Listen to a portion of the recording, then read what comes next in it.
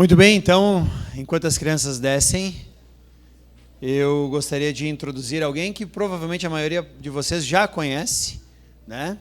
E hoje ele vai ser a boca de Deus para nós. Então, Tiesco, chega aí. Não sei, acho que a grande maioria de vocês já conhece o Tiesco. Tiesco é um amigo de longa data, quase 20 anos, mais ou menos isso. Eu tinha mais cabelo preto e ele tinha mais cabelo. Mas não importa o que perdemos nessa caminhada, mas o que ganhamos. Ganhamos. Além disso, ganhamos intimidade com Cristo, ganhamos um trabalho junto. Ele tem sido responsável por pastorear uma parte da Aliança Bíblica lá do centro e eu aqui no Pio Décimo. Então, o Tiesco é um parceiro de caminhada cristã e pastoreio também de longa data. E é um privilégio nós podemos estar escutando ele hoje aqui.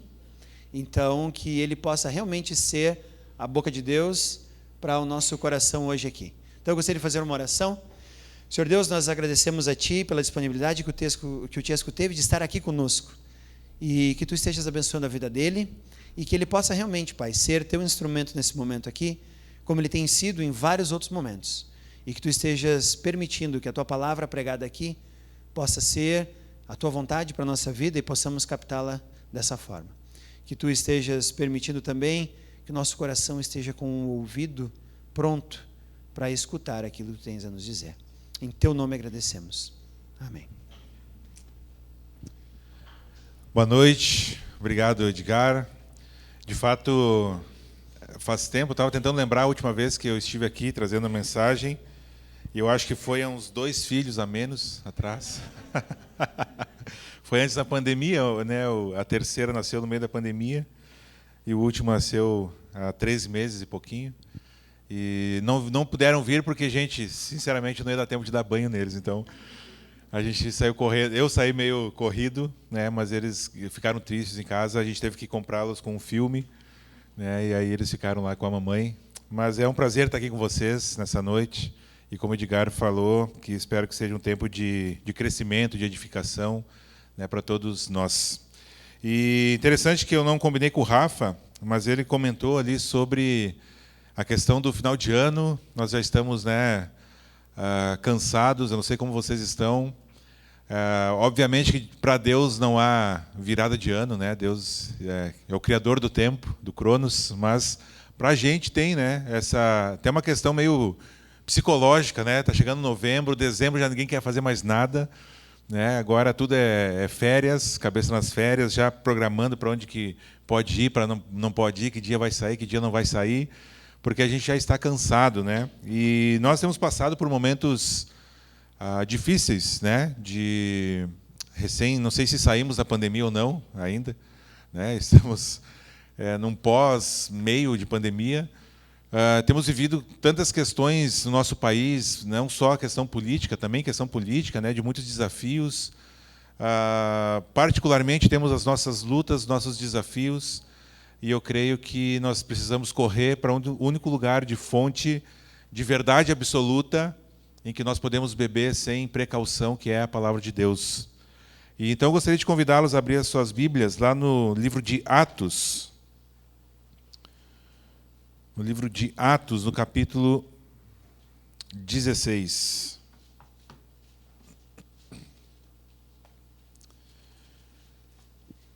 Atos, capítulo 16. Nós vamos ler dos versículos 16 até o 34.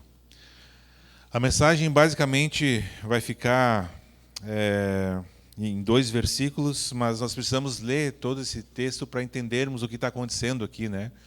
E ter propósito e ter sentido aquilo que eu gostaria de compartilhar aqui nessa noite. Então vamos ler Atos capítulo 16, versículo 16 até o 34. Certo dia, indo nós para o lugar de oração, encontramos uma escrava que tinha um espírito pelo qual predizia o futuro. Ela ganhava muito dinheiro para os seus senhores com adivinhações. Essa moça seguia Paulo e a nós, gritando: "Estes homens são servos do Deus Altíssimo e lhes anunciam um caminho da salvação." E ela continuou fazendo isso por muitos dias. Finalmente, Paulo ficou indignado, voltou-se e disse ao espírito: em nome de Jesus Cristo, lhe ordeno que saia dela. No mesmo instante, o espírito a deixou. Percebendo que a sua esperança de lucro tinha acabado, os donos da escrava agarraram Paulo e Silas e os arrastaram para a praça principal diante das autoridades.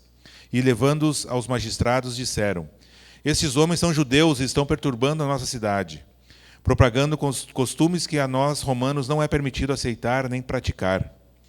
A multidão ajuntou-se contra Paulo e Silas, e os magistrados ordenaram que lhes tirassem as roupas e fossem açoitados. Depois de serem severamente açoitados, foram lançados na prisão. O carcereiro recebeu a instrução para vigiá-los com cuidado. Tendo recebido tais ordens, ele os lançou no cárcere interior e lhes prendeu os pés no tronco. Por volta da meia-noite, Paulo e Silas estavam orando e cantando hinos a Deus. Os outros presos os ouviam. De repente, houve um terremoto tão violento que os alicerces da prisão foram abalados. Imediatamente, todas as portas se abriram e as correntes de todos se soltaram. O carcereiro acordou e, vendo abertas todas as portas da prisão, desembaiou sua espada para se matar, porque pensava que os presos tivessem fugido. Mas Paulo gritou: não faça isso, estamos todos aqui. O carcereiro pediu luz, entrou correndo e, trêmulo, prostrou-se diante de Paulo e Silas. Então levou-os para fora e perguntou: senhores, o que devo fazer para ser salvo? Eles responderam: creia no Senhor Jesus e serão salvos você e os da sua casa. E pregaram a palavra de Deus a ele e a todos os de sua casa. Naquela mesma hora da noite, o carcereiro lavou as feridas deles. Em seguida, ele e todos os seus foram batizados. Então levou para sua casa, serviu-lhes uma refeição e com todos os de sua casa alegrou-se muito por haver crido em Deus. Vamos orar mais uma vez, gente? Senhor nosso Deus, muito obrigado pelo privilégio que já tivemos de cantar ao Senhor, de entoar essas canções que falam do Teu caráter, falam da Tua obra de salvação. Obrigado, Senhor, porque é um privilégio para nós, como parte do Teu corpo, estarmos reunidos cantando a Ti e agora termos diante de nós a Tua palavra exposta. Que Teu Espírito Santo, Pai, capacite a cada um de nós a entender aquilo que o Senhor tem para cada um aqui nessa noite. Que, de fato, eu seja um instrumento nas Tuas mãos, Pai, e que cada um daqui saia desafiado, Senhor, de acordo com aquilo que o Senhor tem estabelecido para a vida de cada um de nós antes mesmo da fundação do mundo, Senhor. Obrigado por esse privilégio que temos. Abençoa esse momento e usa conforme a Tua vontade. É em Teu nome que eu oro. Amém. Muito bem, muita coisa, né? Nós lemos aqui, muita coisa acontecendo. Uma história, o livro de Atos, inclusive, se você quer ler um livro que, humanamente falando, um livro doido, leia o livro de Atos. Porque acontece cada coisa que a gente fica assim pensando, é só Deus mesmo para fazer algo desse tipo. Como isso que nós acabamos de ler, esse relato, né, do que aconteceu aqui com Paulo e Silas. E nós precisamos ler todo esse texto, porque o que eu gostaria que nós focássemos, então, na parte em que Paulo e Silas estão presos, e aí perto da meia-noite eles estão orando e louvando a Deus, e aí o terremoto chega. São basicamente 2 versículos, mas tem muita coisa aqui que a gente precisa entender e que a gente pode aprender para momentos como esse que temos vivido, momentos de vida que talvez cada um aqui saiba das suas lutas, das suas ansiedades, suas preocupações, aquilo que tem enfrentado de problemas, não só num contexto geral, já temos enfrentado muita coisa, mas eu sei que cada um de nós aqui tem as suas mazelas, as suas lutas, né? Suas preocupações, suas ansiedades, e nós podemos olhar para essa história de Paulo e de Silas e aprender algumas lições valiosas para momentos como esse que temos enfrentado. Então, para a gente entender um pouquinho melhor, um pouquinho antes aqui do capítulo 16, né, de Atos, Paulo e Silas então tinham definido essa segunda viagem missionária e chamado Timóteo para ir junto com eles, né, nessa viagem, para trabalhar com eles nessa viagem, né, para servir junto com eles nessa viagem. E aí, ao viajarem, a gente lê nos versículos anteriores, depois tem esse tempo de ler o texto anterior, porque aí vai fazer mais sentido ainda isso que nós estamos lendo aqui. Mas a gente pode ler ali que o Espírito Santo, então, direcionava as viagens de Paulo. Nem sempre o alvo estabelecido por Paulo era o mesmo que Deus tinha para ele. A gente sabe que Deus usou diversas coisas para levar Paulo para onde Deus queria, né? E, às vezes, o Espírito Santo proibia eles de entrar em algumas regiões, levavam eles a outras regiões. E aqui nós já podemos aprender, né, uma lição de que a gente às vezes pode estabelecer um plano, a gente sabe muito bem disso, né? Mas é Deus em que vai nos levar, nos conduzir.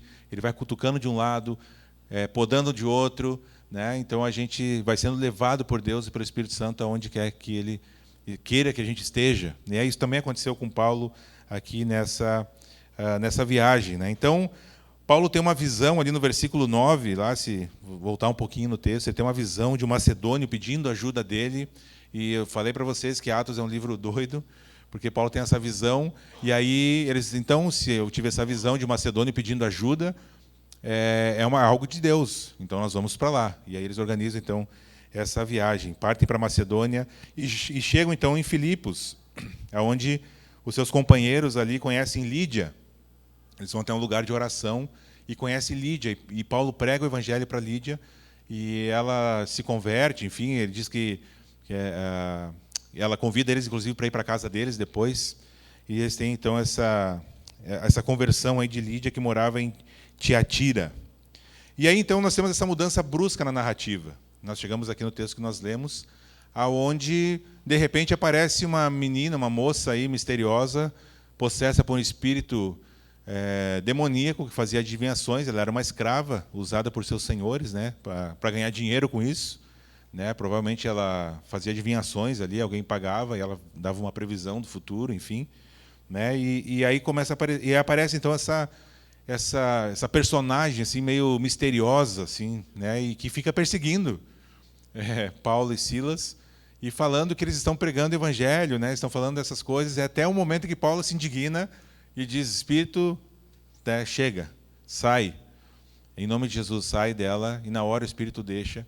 E aí sim que a confusão começa, porque aqueles donos, né, dessa escrava veem que perderam o seu ganha-pão, seu dinheiro, e aí então agarram Paulo e Silas, enfim, e eles são presos. E aí nós chegamos, então, são açoitados, antes severamente açoitados, né? Nós vemos aí que eles são severamente açoitados no versículo 23 e lançados na prisão. E eu gostaria, então, que a gente observasse três coisas a respeito desse texto que nós lemos, né? As circunstâncias que envolvem toda essa história, a gente precisa olhar um pouquinho melhor. As verdades eternas que nós temos nesse texto, principalmente, né, nos versículos 25 e 26, onde Paulo, então, e Silas estão ali louvando e cantando, né, e aí acontece o terremoto. E o que isso pode nos ensinar nos dias de hoje, para enfrentar as situações que nós temos enfrentado, as dificuldades que nós temos enfrentado, os tempos que nós temos enfrentado? Será que isso tem alguma coisa hoje de relevante para nós, que pode nos acalmar o coração, nos dar ferramentas para enfrentarmos, né, o cansaço, as lutas, as adversidades, os problemas? Então, essas três observações eu gostaria de fazer, porque a gente vive num contexto, né, de, infelizmente, um contexto evangélico, de que se busca somente as bênçãos de Deus, aonde, quando a gente fala de dificuldade na vida cristã, de lutas, né, o texto que o Edgar leu aqui na abertura, de João capítulo 15, quase não é mais falado, porque fala de poda, né, que Jesus vai podar. E poda não deve ser uma coisa muito boa, né? Se a planta pudesse falar, a gente poda para que ela cresça e dê mais frutos, né? E isso é quase assunto proibido hoje nos nossos dias. Nós vivemos uma época de evangelho que não há sofrimento, não há necessidade de abrir mão de nada. O evangelho que só quer as bênçãos de Deus, né? E que a gente vê um texto como esse acontecendo com um homem como Paulo e como Silas, que eram homens de Deus, usados por Deus, e de repente estão presos, apanharam, e estão presos ali num tronco, como a gente vai ver de árvore com os pés. Como assim, homens assim, passando por situações tão difíceis como essa? E vocês bem sabem que Paulo passou por várias dificuldades, né? E o que dizer do Filho de Deus, que foi crucificado em nosso lugar, né? Não foi poupado do sofrimento por Deus Pai, antes bebeu da ira de Deus. Então, nesse contexto todo que nós vivemos e que Paulo e Silas se encontram aqui, eu gostaria que a gente avaliasse, então, as circunstâncias, as verdades eternas e o que nós podemos retirar disso para os nossos dias de hoje. Então, quais eram as circunstâncias? Paulo e Silas eram judeus, né? E era um cidadão, Paulo, principalmente, é um cidadão romano também. Isso a gente pode ver em outras passagens. E, obviamente, os dois eram cristãos. E eles estavam, então, começando essa obra missionária ali na cidade de Filipos. Estavam no início, né, dessa segunda viagem missionária, começando ali um trabalho de plantação de igrejas, e aí tudo isso acontece. Foram jogados aí numa prisão na parte interior. É interessante esse detalhe, porque na parte exterior da prisão eles poderiam receber visitas, eles podiam passear, eles podiam ter uma prisão menos difícil, mas eles foram jogados na parte interior e amarrados com troncos, né, nos pés, as mãos amarradas num tronco, para definitivamente não fugir, porque essa foi a ordem do magistrado, de esses caras não podem escapar, tem que ficar presos. Então lá dentro era um lugar escuro, úmido, sujo, onde eles não viam luz do sol, não tinham direito à visita, não podiam comer a comida que os presos do lado exterior comiam. Então era uma situação muito mais complicada do que simplesmente estar preso, né? Eles estavam presos dentro da prisão, né, duplamente.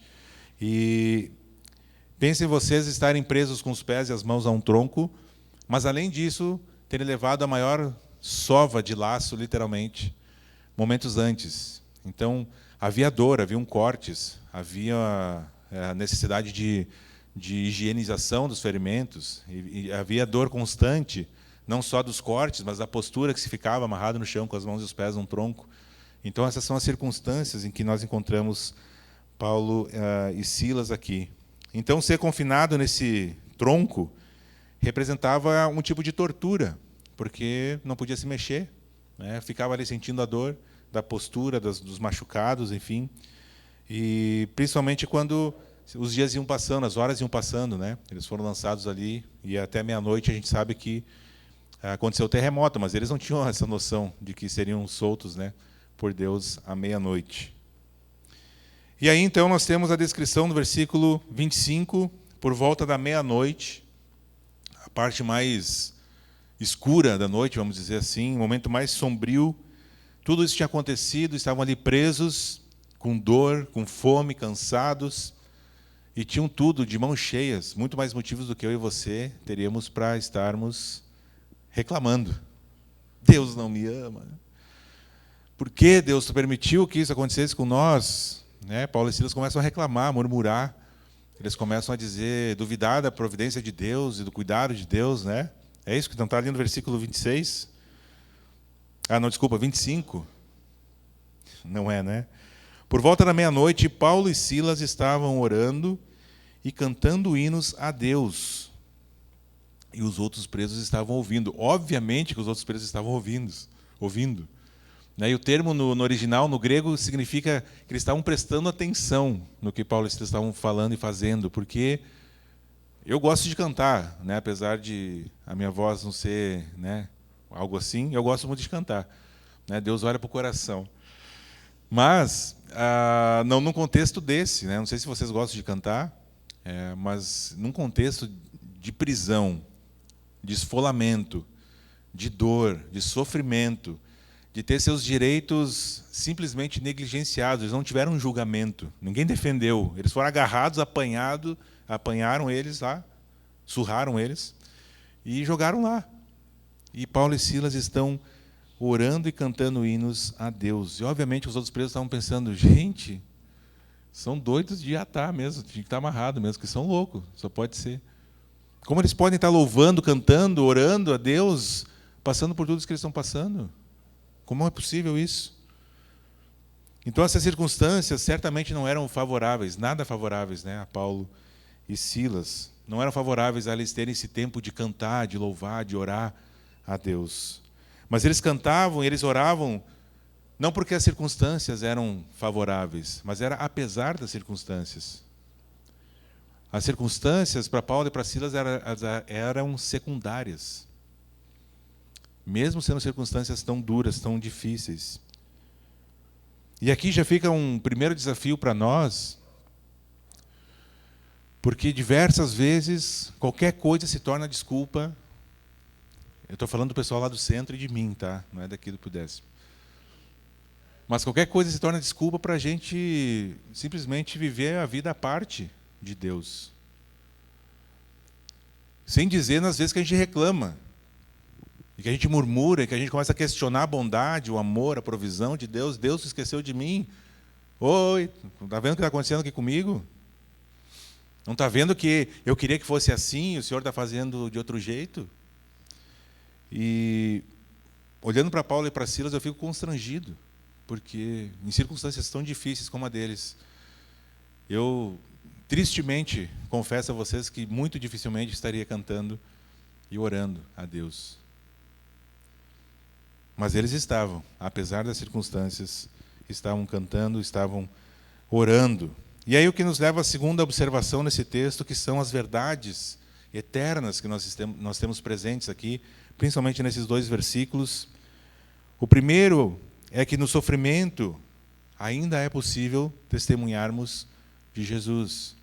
Eu me arrisco a dizer que no sofrimento o testemunho se torna ainda mais poderoso, mais eficaz, porque ele não é só uma palavra dita, ele vem de algo que eu estou vivendo, estou passando por um sofrimento e eu posso ainda assim falar do amor de Deus. Isso tem muito mais impacto do que eu simplesmente falar do amor de Deus. Quando eu estou passando por uma dificuldade, hoje pela manhã nós tivemos a mãe da Bárbara, não sei quantos de vocês conhecem, lá do Pio Décimo, do centro, e ela tem enfrentado um câncer já no cérebro, e o médico dela falou para a mãe dela ontem que ele nunca tinha visto. Se ele não tinha visto um milagre na carreira, ele tem visto um milagre na vida da Bárbara. Porque a segunda cirurgia que ela faz para remoção está ligado em áreas do cérebro que não era para ela estar viva, gente. Esse é o resumo. Não era para ela estar viva. Ela não está caminhando ainda, mas está em casa, fala, tudo certo. E passando por esse sofrimento, a mãe hoje pediu, não tínhamos combinado, ela pediu, posso fazer um agradecimento? E ela falou assim, olha, a gente tem vivido os piores dias de nossas vidas, mas a gente tem experimentado, e eu queria agradecer a Deus porque isso tem acontecido, porque nós temos experimentado o amor, a graça de Deus de uma forma que a gente nunca tinha experimentado antes. Momento de sofrimento, o testemunho é muito mais forte, é muito mais impactante. Paulo e Silas estavam ali testemunhando e os prisioneiros estavam ouvindo atentamente o que eles estavam dizendo. Porque se 2 caras nessa situação estão louvando a Deus, eu quero conhecer que Deus é esse. Que Deus é esse. Que esses caras estão testemunhando e falando e adorando aqui. Então, ao invés de murmurar na hora da dor, eles estão celebrando. Em vez de virar as costas para Deus, tentar resolver a situação sozinhos, eles começam a orar e dizer, olha Deus, a gente está aqui à tua mercê. Porque nós querendo ou não querendo, gente, nós estamos à mercê do Deus soberano sobre todas as coisas. Gostando ou não gostando, nós estamos. Às vezes a gente se ilude, achando que temos um controle, ou podemos mudar, poder fazer e acontecer. Mas o fato é que Deus é quem tem as rédeas de toda a história, né, de todo o universo e de nossas vidas também.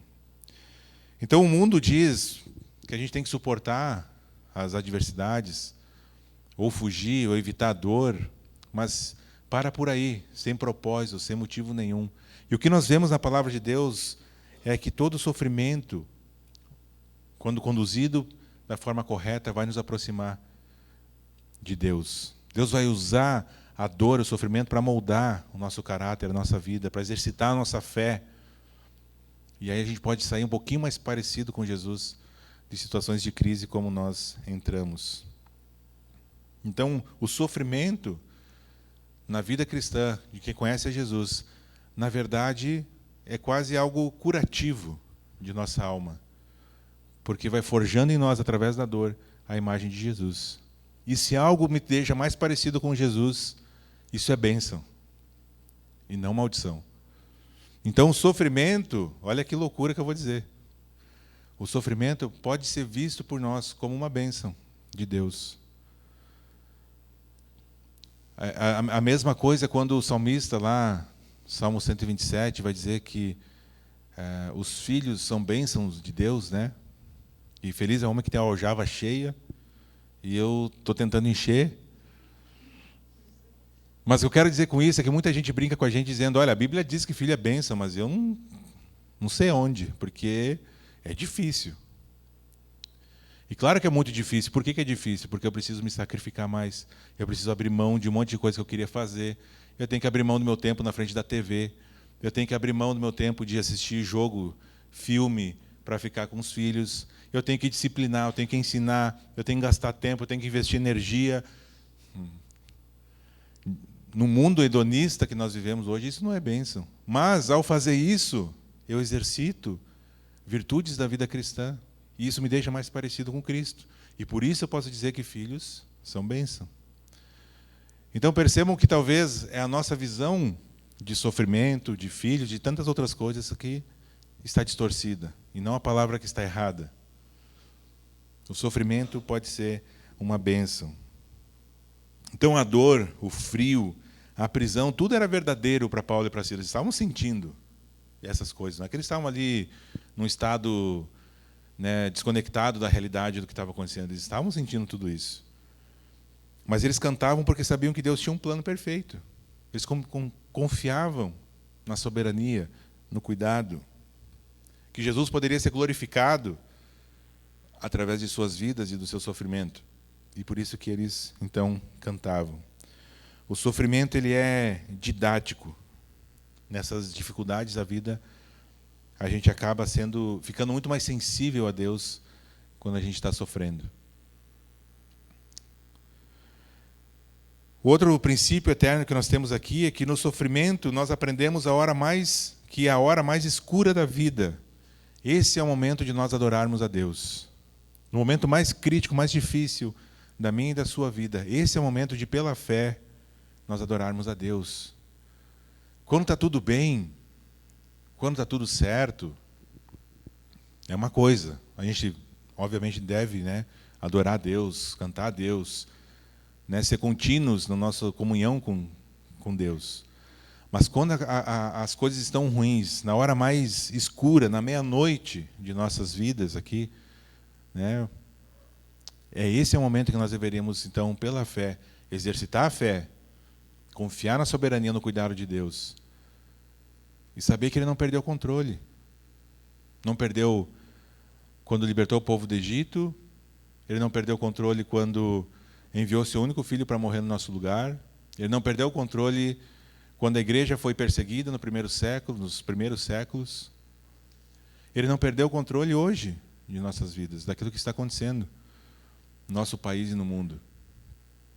Mas pela fé, nós podemos descansar, podemos ir para a cama e dormir tranquilos, porque Deus está no controle de todas as coisas. E é isso que Paulo e Silas estão fazendo aqui. Na hora mais sombria da vida deles, nesse momento, eles cantavam e oravam a Deus.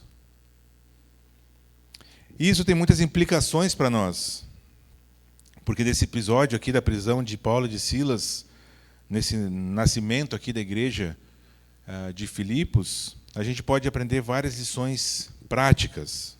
Eu gostaria de falar sobre algumas dessas lições. A primeira é: não espere que as coisas melhorem para você testemunhar do amor de Deus.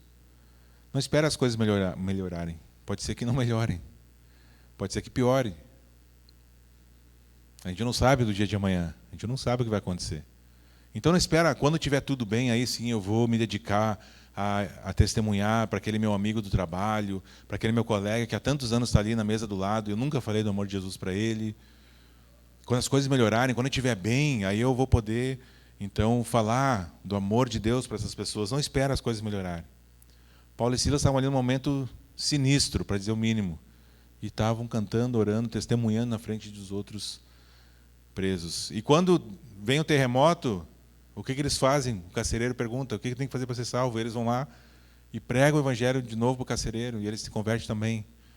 Eles não esperaram passar a dor das feridas, da postura que eles estavam lá no tronco.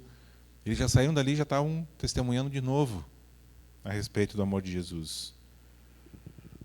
O nome de Deus é exaltado ainda de maneira mais profunda quando os seus filhos, nós, estamos passando momentos difíceis e declaramos o amor desse Deus. Então não esperem também as coisas melhorarem para aprofundar o seu relacionamento com Jesus. Se as coisas não estão dando certo ou não estão como você gostaria hoje, é nesse momento em que eu e você precisamos correr ainda mais para a palavra, aprofundar ainda mais o nosso relacionamento com Jesus. E eu adoraria dizer para vocês que existe uma pílula mágica que eu posso tomar e que meu relacionamento com Jesus está profundo, correto. Não existe. Sabe como que a gente faz isso? Devocional, oração, leitura prática da palavra. Gente, não tem outra fórmula. Pode assistir os vídeos lá no YouTube, alguns, né, com muito cuidado, muito filtro. Pode ler os livros cristãos, tem muitos aí, propaganda dos livros muito bons, inclusive. Agora, o teu tempo com a palavra de Deus, o teu tempo devocional, tu e Deus, tu e Jesus ali, tete a tete, esse não pode ser negligenciado. Então não espera melhorar. As coisas estão ruins, elas podem ficar pior ainda. Investe o teu tempo naquilo que é eterno, no teu relacionamento com Jesus. É muito possível, a gente vê aqui na história de Paulo e de Silas, nesse relato aqui da prisão, que pode estar com o corpo preso, né, os pés presos a um tronco ali, numa prisão, mas está ao mesmo tempo sentado ao lado do Senhor Jesus, pela oração. Hoje nós temos o privilégio de termos a palavra nas nossas mãos. Ela ainda estava ali sendo escrita. Paulo e Silas não tinham nem esse privilégio. Nós temos o privilégio de ter a palavra de Deus para nos debruçarmos, estudarmos. Paulo e Silas estavam com os pés presos ao tronco, mas o coração deles estava com Deus. Então a gente pode estar experimentando adversidades, mas a gente precisa fixar os olhos em Jesus. A gente precisa tirar os olhos daquilo que está acontecendo na minha vida hoje de ruim, e que na verdade talvez nem seja ruim, porque eu tenho certeza que se você olhar para trás na sua vida, várias e várias e várias coisas ruins, a princípio, que aconteceram na sua vida, hoje você percebe como elas se aproximaram e moldaram o teu caráter. Transformaram mais a imagem de Jesus. Eu, na minha vida, tenho diversas situações que poderia contar para vocês. De que naquele momento eu dizia, Deus esqueceu de mim, não é possível. E hoje eu penso, olha, se eu não tivesse passado por aquilo, talvez seria ainda pior do que eu sou hoje. Ainda mais. Hebreus 12:2 diz, tendo os olhos fitos em Jesus, fixos em Jesus, que é o autor e o consumador da nossa fé. E olha que loucura, isso aqui daria outra mensagem, só essa parte do versículo de Hebreus 12:2. Ele, pela alegria que lhe fora proposta, suportou a cruz, desprezando a vergonha, e assentou-se à direita do trono de Deus. Pela alegria que lhe foi proposta, suportou a cruz. Vocês entendem? Como assim a alegria que foi proposta para Jesus de suportar a cruz? Porque o nosso Senhor Jesus, o exemplo perfeito, ele também não estava olhando para as circunstâncias, mas ele estava obedecendo ao Deus Pai quando foi crucificado. E não há alegria maior do que nós obedecermos ao nosso Deus, vivermos a palavra de Deus. E Jesus fez isso de maneira perfeita. E por isso, eu e você podemos estar aqui hoje. Porque o próprio Filho de Deus experimentou o sofrimento. E aí a gente acha que Deus vai nos poupar de todo o sofrimento. Deus não vai te poupar. Hoje alguém me mandou um vídeo no WhatsApp lá, não me lembro o nome da pessoa que está falando, mas ela disse que quem tem vida confortável, é um rapaz falando, quem tem vida confortável é bebê. Bebê tem vida confortável, não é? Está ali no bercinho, chora, alguém pega no colo, chora, alguém dá mamar, chora, alguém vai lá, troca a fralda, vê se está todas as suas necessidades. E eles estão ali, à mercê, né? A maioria dos bebês, infelizmente nem todos. Mas a maioria dos bebês em famílias normais, quem tem vida confortável é bebê. Adulto vai sofrer. Adulto vive num mundo que é extremamente oposto à palavra. E quando você tenta obedecer a palavra no mundo, você e eu experimentaremos sofrimento. Então não espera ter uma vida confortável aqui. Lá no céu vai ser outra história, mas aqui não vai ser confortável. Então não espera as coisas melhorarem para viver de fato a vida cristã. Não espera, aproveita. O John Piper tem um livro muito conhecido, que provavelmente muitos de vocês já leram também, que é Não Desperdice Seu Câncer. Ele teve câncer, um câncer bem agressivo. E ele escreveu esse livro falando como entender a doença como um câncer, como entender o propósito de Deus em meio a tudo isso. Então, não desperdice o seu câncer. O seu câncer pode ser exatamente o que você tem passado hoje. Mas permita que Deus use isso. E, apesar disso, aprofunde seu relacionamento com Deus. Não pare de testemunhar. Deixa que o Espírito Santo vai te transformar mais e mais a imagem de Jesus. Tudo isso que eu falei, gente, até agora, foi baseado no versículo 25. E essa é a beleza da palavra de Deus. Tem tanta coisa compactada aqui que a gente pode aprender e praticar. E aí agora nós vamos para o 26, e eu quero encaminhando para o final. No versículo 26 diz então: de repente houve um terremoto tão violento que os alicerces da prisão foram abalados. Imediatamente todas as portas se abriram e as correntes de todos se soltaram. Pensa uma imagem de filme, os caras estão tudo acorrentados, as celas fechadas, de repente começa um terremoto, abala a estrutura toda da prisão, e de repente as portas começam a se abrir, as correntes soltam dos braços, caem no chão de todo mundo. Uma cena de filme, vai caindo assim as correntes, está todo mundo solto, todo mundo livre. E um terremoto veio para Paulo e para Silas e os libertou, mas nós não podemos nos enganar, e aqui é uma verdade muito, muito séria para nós, que nem sempre o terremoto vai vir. Nem sempre Deus vai nos libertar naquele momento, da nossa dor, do nosso sofrimento, porque Ele tinha um propósito para Paulo e para Silas. Ele tem um propósito para o Francisco. Ele tem um propósito para cada um de nós aqui. E talvez o sofrimento, Deus queira que ele ainda permaneça na sua vida. Lembra do espinho na carne de Paulo? O próprio Paulo. Era algum tipo de sofrimento, algo que incomodava. E ele disse que rogou 3 vezes a Deus para tirar. E Deus disse não. Dessa vez o terremoto não veio. A minha graça é suficiente para ti, porque o meu poder se aperfeiçoa na fraqueza. E aí Paulo entende isso. E ele diz, ele é gaúcho, né? Ele diz, quando eu sou fraco, então é que eu sou forte. Quando eu estou fraco, quando eu estou debilitado, aí eu dependo de Deus. Aí Deus atua, age. Eu baixo a guarda. Eu desço do pedestal do meu orgulho, achando que eu sou alguma coisa melhor do que o próprio Senhor Jesus, porque eu não quero sofrer. E aí Deus começa a trabalhar na gente. Então, o terremoto veio, mas nem sempre o terremoto vai vir. Nem sempre vai vir o terremoto. A gente perde o foco se a gente pensar que quando a gente está numa prisão, entre aspas, talvez pode ser literal, o terremoto vai vir. Não é sempre. Observe que Paulo e Silas, eles não cantaram porque o terremoto aconteceu. Né? Eles não tinham essa consciência. Mas antes de acontecer, e provavelmente eles nem sabiam que isso iria acontecer. Mas Deus tinha um propósito maior para Paulo e para Silas do que ficar ali preso, e por isso que Deus tirou eles dali, usando o terremoto.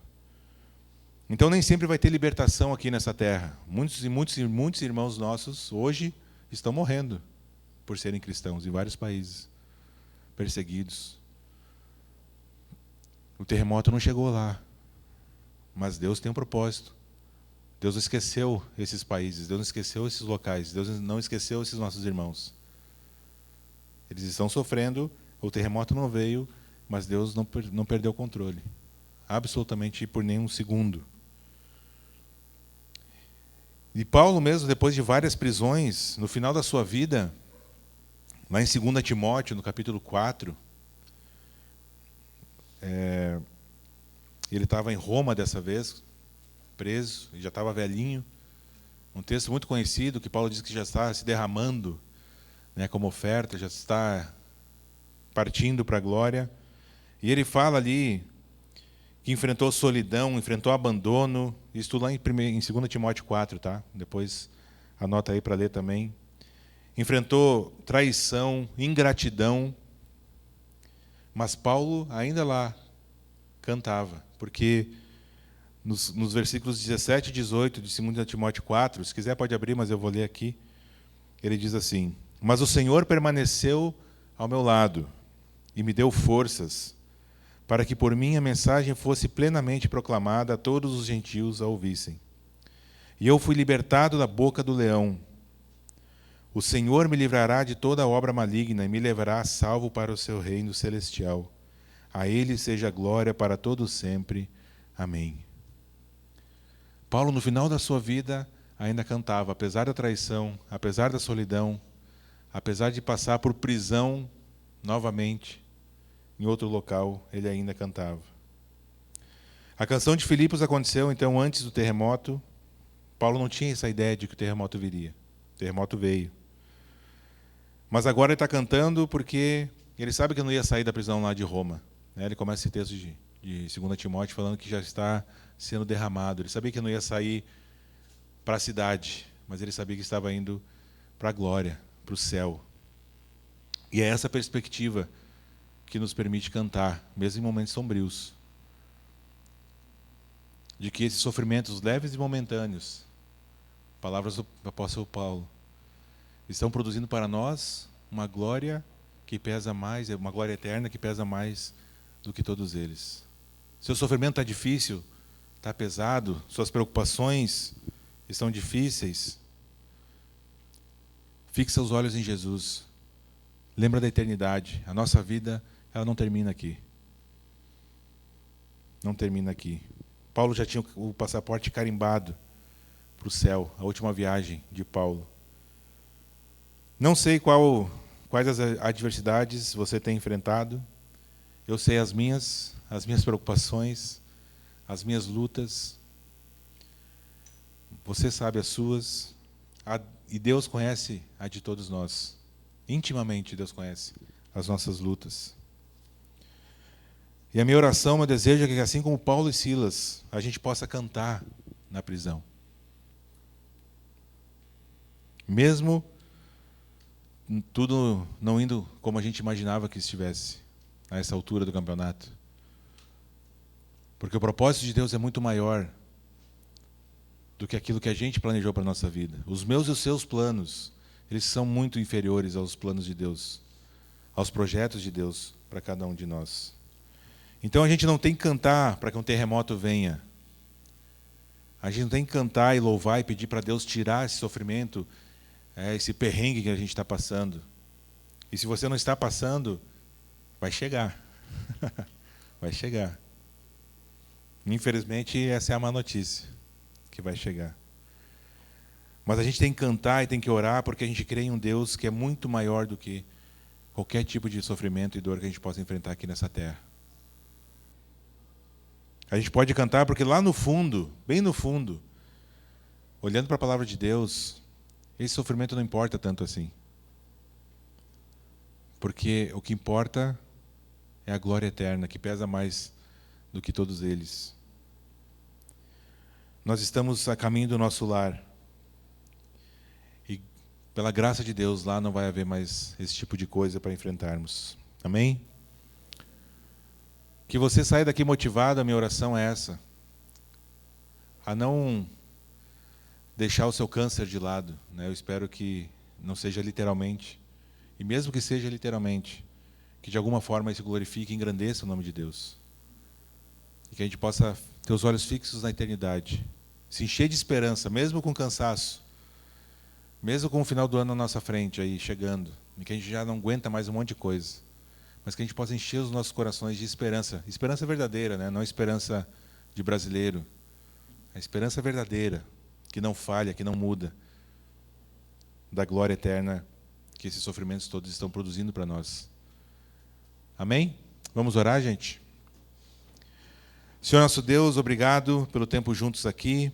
Obrigado, Senhor, porque ao lermos todo esse relato da prisão de Paulo e Silas, a forma como eles foram injustamente, Senhor, levados à prisão, a forma como apanharam, sofreram, e a forma, Senhor, como eles te glorificavam, cantavam e oravam, Senhor, Pai, mesmo em meio a um sofrimento tão grande assim.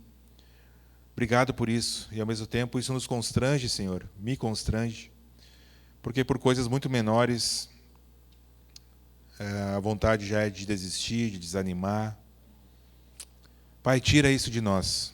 que a gente possa, Senhor, enfrentar as dificuldades, sabendo que essas dificuldades não são um fim em si, mas que o Senhor tem um propósito estabelecido, Senhor.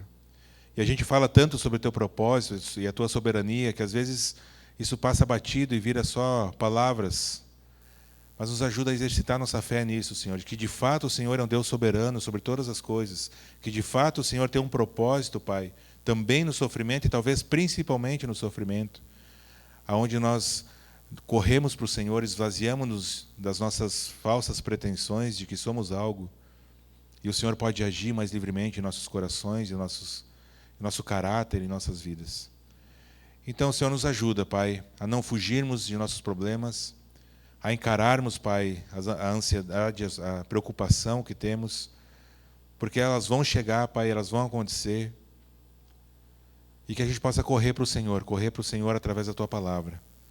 Nos enche, Senhor, de sabedoria vinda do alto, de esperança vinda de Ti, Senhor, não esperança em qualquer pessoa, em qualquer coisa, mas esperança no Senhor. Que o Senhor é um Deus bom, continuamente bom, o Senhor é um Deus perfeito, um Deus infalível, e um Deus que tem as rédeas, Pai, de nossas vidas, da história e do universo nas Tuas mãos. É o Senhor quem sustenta, Senhor, a cada um de nós. É o Senhor quem sustenta e mantém todas as coisas unidas, Pai. Então nos ajuda, Senhor, a nos deleitarmos nisso, a descansarmos nisso, Pai, a deitarmos à noite, Senhor, e podermos descansar de fato um sono tranquilo, porque sabemos que o Senhor está cuidando de nós, mesmo que as circunstâncias falem o contrário. Que a gente possa exercitar a fé, Senhor, em Ti. Uma fé que é dada por Ti, Senhor, é um dom Teu. Nos ajuda, Senhor, a colocar em prática isso. Obrigado, Pai, pelo tempo aqui juntos. Abençoa, Senhor, a vida de cada um de nós. O Senhor conhece o coração de cada um de nós, sabe o momento de vida de cada um de nós, Pai. E que o Senhor fale conforme a Tua vontade, que durante a semana, Pai, a gente possa meditar nessas verdades expostas aqui, e que Teu Espírito Santo nos capacite a colocá-las em prática. Obrigado, Senhor, por tudo isso. É em Teu nome que eu agradeço. Amém.